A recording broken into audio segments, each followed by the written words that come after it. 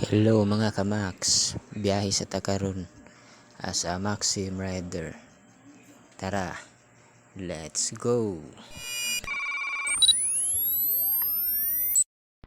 Second booking guys, wala na to na videohi ang first booking. Karon chata na to si client nga on the way na ta.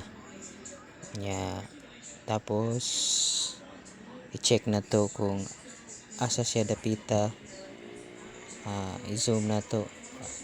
Tapos makuha na to ng location. Tara, let's go.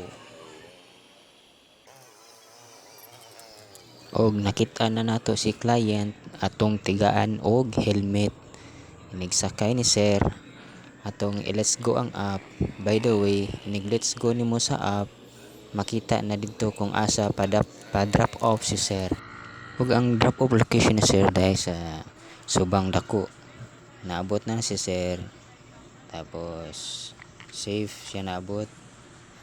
Og kuha ng helmet. Niya hatag siya plate. Of course, plate. Diba? So, thank you for watching. Sa sunod mag tutorial pud ta bahin sa on pag booking sa mga customer.